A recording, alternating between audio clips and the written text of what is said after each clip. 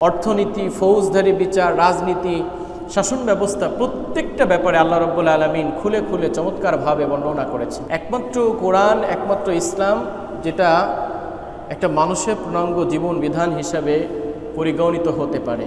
প্রিয় উপস্থিতি, ইবাদতের ক্ষেত্রে যেরকমভাবে আল্লাহ রাব্বুল আলামিন কোরআনুল কারীমের ভিতরে বলেছেন, ব্যক্তিগত নৈতিকতার ব্যাপারে দিক নির্দেশনা দিয়েছেন, পারিবারিক জীবনের ব্যাপারে দিক নির্দেশনা দিয়েছেন। প্রিয় উপস্থিতি, ইবাদতের দিকে যদি আমরা দৃষ্টিপাত করি, সালাত, সওম, হজ, যাকাত, এই ব্যাপারে আল্লাহ রাব্বুল আলামিন কোরআনুল কারীমের ভিতরে সূরা বাকারার 43 এবং 183 নম্বর আয়াতের ভিতরে বলেছেন, ওয়া আকিমুস সালাত ওয়া আতুজ যাকাত ওয়ারকাউ মা'আর রাকিন, তোমরা নামাজ কায়েম করো। আল্লাহ রাব্বুল আলামিনের পরে ঈমান আনার পরে প্রথম যে ইবাদত সেটা হচ্ছে নামাজ। ওয়া আকিমুস সালাতা, তুমি নামাজ কায়েম করো। এরপরে আল্লাহ রাব্বুল আলামিন যাকাতের বিধান দিয়েছেন, ওয়া আতুজ যাকাত, যদি সম্পদ থাকে সেই সম্পদের একটা পরিমাণ তুমি যাকাত দাও। ওয়ারকাউ মা'আর রাকিঈন, এবং রুকুকারীদের সঙ্গে তুমি রুকু করো। আল্লাহ রাব্বুল আলামিন সূরাতুল বাকারার 183 নম্বর আয়াতের ভিতরে যেরকমভাবে রমজানের কথা, রোজার কথা বলেছেন, ইয়া আইয়ুহাল্লাযীনা আমানু কুতিবা আলাইকুমুস সিয়ামু কামা কুতিবা আলাল্লাযীনা মিন ক্বাবলিকুম লাআল্লাকুম তাত্তাকুন, হে ঈমানদারগণ, তোমাদের উপর রোজাকে ফরজ করা হয়েছে যেরকমভাবে তোমাদের পূর্ববর্তীদের উপরে রোজাকে ফরজ করা হয়েছিল, যাতে করে তোমরা খোদাভীতি, আল্লাহর ভয় অর্জন করতে পারো।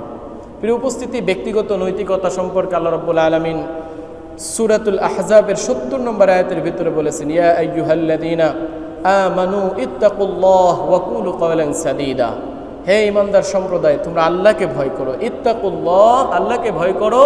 ওয়া কুলু কাওলান সাদীদা, এবং তোমরা সদা সত্য, সর্বদা ভালো কথা বলো, সত্য কথা বলো। পারিবারিক জীবন নিয়ে যদি আপনি কোরআনুল কারীমের কাছে প্রশ্ন করেন, সেখানেও পারিবারিক জীবনের ব্যাপারে স্পষ্ট ধারণা দেওয়া হয়েছে। বিবাহ, তালাক, উত্তরাধিকারী, এই সব কিছুর ব্যাপারে কোরআনুল কারীম বর্ণনা করেছেন।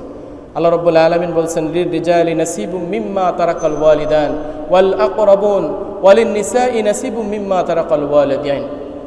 প্রিয় উপস্থিতি, রাসূল সাল্লাল্লাহু আলাইহি ওয়াসাল্লাম যখন পৃথিবীতে আগমন করেছেন, তৎকালীন সময়ে রাসূলের আগমনের ওহী পাওয়ার পূর্ববর্তী সময়েও সেই সমস্ত সমাজে একজন কন্যা সন্তানের জন্য, সে ছোট হোক অথবা বড় হোক, কোনো ধরনের সম্পত্তি একজন মেয়ের জন্য নির্ধারিত ছিল না। ইসলাম একমাত্র জীবন ব্যবস্থা, যে ইসলাম আসার পরে মেয়েদের সব ধরনের অধিকার প্রতিষ্ঠিত হয়েছে। পিতা এবং মাতার যে রেখে যাওয়া সম্পদ, সেই সম্পদে কন্যা সন্তান, সে ছোট হোক অথবা বড় হোক, কোনো ধরনের সে উত্তরাধিকারী সূত্রে কোনো সম্পদ পাইত না। কিন্তু ইসলাম আসার পরে সে ছোট হোক অথবা বড় হোক, কন্যা সন্তানের জন্য সম্পদ নির্ধারিত হয়েছে। সেটা কম হোক অথবা বেশি হোক, একটা সম্পদ কন্যা সন্তানকে অবশ্যই দিতে হবে। এবং তৎকালীন সময়ে যে বিধান ছিল যে ছোট্ট ছেলে সন্তান যদি থাকে, যুদ্ধের ময়দানে যুদ্ধ করতে যদি সক্ষম না হয়, সেই সমস্ত ছেলে সন্তানের জন্য, এরকম এতিমের জন্য যে তার মা অথবা তার বাবা সম্পদ রেখে গিয়েছে, এই ছোট সন্তানের জন্য কোনো ধরনের সম্পদ নির্ধারিত ছিল না। যদি সে যুদ্ধের ময়দানে সক্ষমতা অর্জন করে যুদ্ধ করার মতো পরিস্থিতি থাকতো, তাহলেই শুধুমাত্র ওই ধরনের ছেলে সন্তানের জন্য সম্পদ নির্ধারিত ছিল। আল্লাহ রাব্বুল আলামিন এই আয়াত নাজিল করে এই যে ইসলাম পূর্ব যেই বৈষম্য সেটা ইসলাম দূর করেছে। যে সেটা সন্তান, ইয়াতিম সন্তান, সে ছোট হোক অথবা বড় হোক, সেটা মেয়ে হোক অথবা ছেলে হোক, তার জন্য অবশ্যই সম্পদ নির্ধারিত হবে। লিররিজালি নাসিবুম মিম্মা তারাকাল ওয়ালিদান, পুরুষের জন্য অবশ্যই একটা অংশ থাকবে যেটা তার পিতামাতা রেখে গিয়েছে। এবং ওয়ালিন নিসাই, এবং কন্যার জন্য, মহিলাদের জন্য নাসিবুন, একটা অংশ, মিম্মা তারাকাল ওয়ালিদান ওয়াল আকরাবুন, তার নিকটাত্মীয় এবং তার পিতামাতা যে সম্পদ রেখে গিয়েছে তারও একটা অংশ কন্যারা পাবে। মিম্মা কাল্লা আও কাসুরা, সেটা কম হোক অথবা বেশি হোক। একজন ছেলে তার পিতার সম্পদের মেয়ে যতটুকু পায়, ছেলে তার ডাবল পায়। প্রিয় উপস্থিতি, তাহলে যেই সমস্ত মিডিয়া প্রোপাগান্ডা চালায়, যে ইসলাম বিরোধী, ইসলাম বিদ্বেষী কথাবার্তা প্রচার প্রসার করে, যে ইসলামে নারী জাতির অধিকারকে সংকুচিত করা হয়েছে, আসলে সেটা সত্য নয়। ইসলামই একমাত্র জীবন ব্যবস্থা, ধর্ম, যেটা নারী জাতির জন্য সব ধরনের অধিকার বাস্তবায়ন করেছে এবং সেটাকে যথাযথভাবে রূপদান করেছে। প্রিয় উপস্থিতি, আপনি যদি কোরআনুল কারীমের দিকে তাকান, সেখানে অর্থনীতির ব্যাপারে আলোচনা রয়েছে, যেখানে সুদ নিষেধ করা হয়েছে, বাণিজ্যকে হালাল করা হয়েছে। আল্লাহ রাব্বুল আলামিন বলেছেন, আল্লাযীনা ইয়াকুলুনা আর-রিবা লা ইয়াকুমুনা ইল্লা কামা ইয়াকুমুল লাযী ইয়াতাখাব্বাতুহু আশ-শাইতানু মিনাল মাসসি যালিকা বিআন্নাহুম ক্বালু ইন্নামাল বাই'উ মিসলুর রিবা ওয়া হাল্লাল্লাহুল বাই'a ওয়া হাররামার রিবা। কাল কিয়ামতের ময়দানে একজন সুদখোর যে সুদ খায় তাকে আল্লাহ রাব্বুল আলামিনের আযাব এবং গজবের কারণে সোজা হয়ে সে দাঁড়াইতে পারবে না। পৃথিবীর বুকে একজন প্যারালাইজড ব্যক্তি যেরকমভাবে সে দাঁড়াইতে পারে না, বেকায়ে যায়, অস্বস্তি ফিল করে, ঠিক অনুরূপভাবে একজন সুদ খাওয়া ব্যক্তি কাল কিয়ামতের ময়দানে সোজাভাবে দাঁড়াইতে পারবে না। কেমন যেন তাকে একজন কোনো স্পর্শ করছে এবং সে অস্বস্তিতে আছে, সুন্দরভাবে সে দাঁড়াইতে পারবে না। এরপর আল্লাহ রাব্বুল আলামিন বলেছেন ওয়া হাল্লাল্লাহুল বাই'a ওয়া হাররামার রিবা। আল্লাহ রাব্বুল আলামিন বায় তথা বেচা কিনা, ব্যবসা বাণিজ্য এটাকে হালাল করেছেন এবং সুদকে হারাম করেছেন। প্রিয় উপস্থিতি, কোরআনুল কারিমে যদি আপনি দেখেন যে ফৌজদারি কোনো বিচার ব্যবস্থার ব্যাপারে বলা হয়েছে কিনা, অবশ্যই সে ব্যাপারেও আল্লাহ রাব্বুল আলামিন দিক নির্দেশনা দিয়েছেন। ওয়াস-সারিকু ওয়াস-সারিকাতু, যেটা হুদুদ, কিসাস এবং তাজির, এটা সূরাতুল মায়েদার 38 নম্বর আয়াতের ভিতরে আল্লাহ রাব্বুল আলামিন বলেছেন ওয়াস-সারিকু ওয়াস-সারিকাতু ফাকতাউ আইদিয়াহুমা জাযাআম বিমা কাসাবান নাকালাম মিনাল্লাহ ওয়াল্লাহু আজিজুন হাকীম। প্রিয় উপস্থিতি, একজন চুরিকারী এবং একজন চুরিকারী, যে সে চোর পুরুষ হোক অথবা মহিলা হোক, যদি সে একটা পরিমাণ সম্পদ সে চুরি করে তাহলে তার হাতকে কর্তন করে দিতে হবে।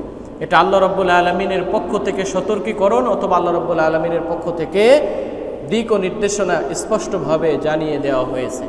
তাহলে আমাদের দেশের যেই সমস্ত রাঘববোয়ালরা রয়েছে, সমাজের টপ টু বটম দুর্নীতিগ্রস্ত একটা রাষ্ট্র হিসাবে আমরা বারবার চ্যাম্পিয়ন হয়েছি, সেই সমাজে যদি এই আইনটা, এই ফৌজদারি যে বিচার, এই বিচার ব্যবস্থাটা, হুদুদ কিসাসটা যদি যথাযথভাবে অ্যাপ্লাই করা যেত, তাহলে এই দেশটা নিঃসন্দেহে বাংলাদেশ থাকতো না, সেটা নিঃসন্দেহে সিঙ্গাপুর থেকে একটা উন্নত কান্ট্রিতে পরিণত হতো। যে একবার যদি চুরি করে এবং সে যদি ধরা খায় তাহলে তার হাত অবশ্যই কর্তন করে দিতে হবে। প্রথমবার যদি চুরি হয় তাহলে তার ডান হাতের কবজি থেকে কেটে দিতে হবে। এই ব্যাপারে ফিকাবিদদের বিভিন্ন আলোচনা আছে, সেইটা আলোচ্য বিষয় নয়। প্রিয় উপস্থিতি, তাহলে কোরআনুল কারীম সব ধরনের দিক ও নির্দেশনা আমাদের কাছে দিয়েছেন। রাজনীতির শাসন ব্যবস্থার ব্যাপারেও স্পষ্ট ধারণা দিয়েছেন। যেই সমস্ত ব্যক্তিরা বলেন যে ইসলামে কোনো রাজনীতির প্রেক্ষাপট নয়, রাজনীতি নেই, রাসূল সাল্লাল্লাহু আলাইহি ওয়াসাল্লাম নিজে একজন রাষ্ট্র পরিচালনা করেছেন।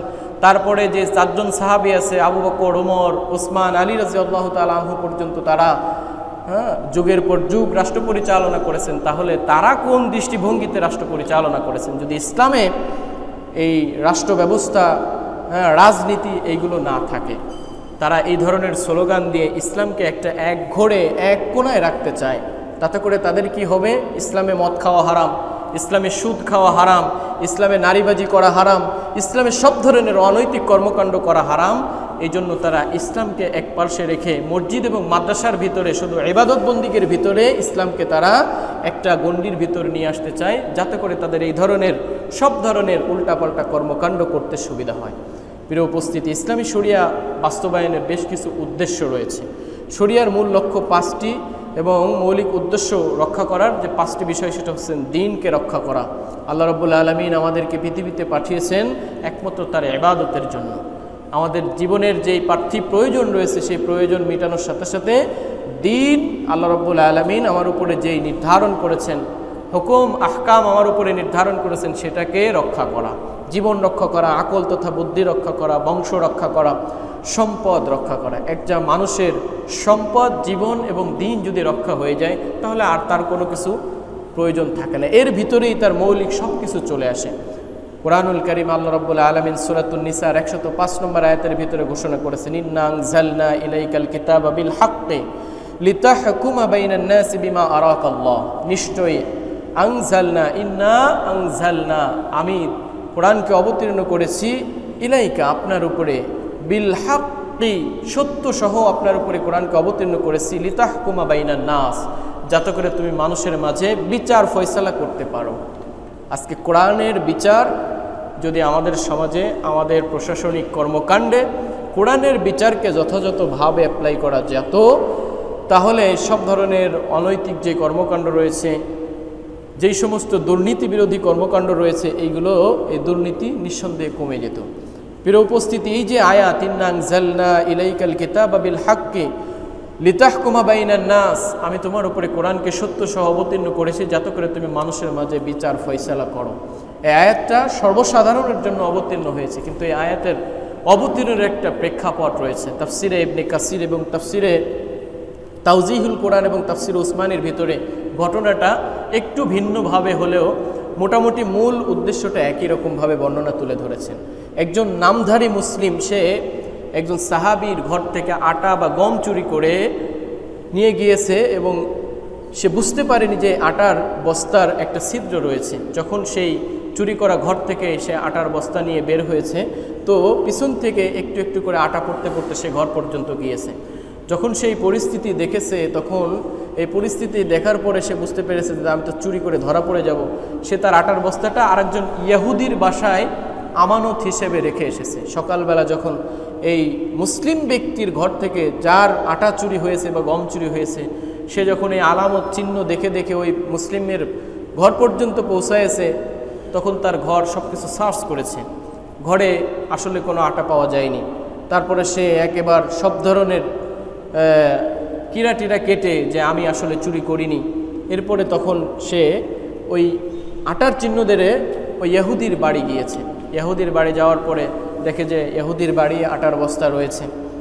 তো ইহুদি বলতেছে, হ্যাঁ সত্য কথা, আমার বাসায় আটার বস্তা আছে, কিন্তু এই মুসলিমই তো আমার বাড়ি আমানত হিসেবে রেখে গিয়েছে। তখন ওই মুসলিম বলতেছে, না আমি তার কাছে আমি আটার বস্তা আনিও নি এবং তার কাছে রাখিও নি। পর্যায়ক্রমে কথা বাকবিতণ্ডার এক পর্যায়ে রাসূল করিম সাল্লাল্লাহু আলাইহি ওয়াসাল্লামের কাছে ইহুদি এবং যে মুসলিম নামধারী মুসলিম সেই ব্যক্তির বংশের সমস্ত লোক একত্রিত হয়ে ওই ইহুদির বিরুদ্ধে বিচার এনে রাসূল সাল্লাল্লাহু আলাইহি ওয়াসাল্লামের কাছে বিচার দিয়েছে। রাসূল সাল্লাল্লাহু আলাইহি ওয়াসাল্লাম যখন এই মুসলিম ব্যক্তির সব কিছু প্রমাণ হলো যে আসলে সে চুরি করেনি এবং আটা যেহেতু ইহুদির ঘরে পাওয়া গিয়েছে, রাসূল সাল্লাল্লাহু আলাইহি ওয়াসাল্লাম যখন ইহুদির ব্যাপারে বিরুদ্ধে রায় দিতে যাবেন, তখন আল্লাহ রাব্বুল আলামিন এই আয়াত নাজিল করেন, ইন্না আনজালনা ইলাইকাল কিতাবা বিল হাক্কি লিতাহকুমা বাইনান নাস, নিশ্চয় আমি তোমার উপরে কোরআনকে অবতীর্ণ করেছি সত্য সহ যাতে করে তুমি মানুষের মাঝে বিচার ফয়সালা করতে পারো।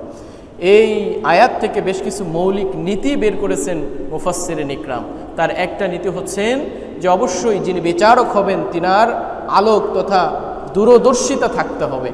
আল্লাহ রাব্বুল আলামিন বিধান নাজিল করবেন এবং তার ভিতরেও এই দূরদর্শিতা থাকতে হবে বিচার করার। প্রিয় উপস্থিতি, এজন্য ইসলাম এমন একটা চমৎকার ধর্ম, যদি নিজের বিরুদ্ধেও হয়, পিতামাতার বিরুদ্ধেও হয়, আত্মস্বজনের বিরুদ্ধেও হয়, তাহলে সত্যটা অবশ্যই সাক্ষ্য দিতে হবে।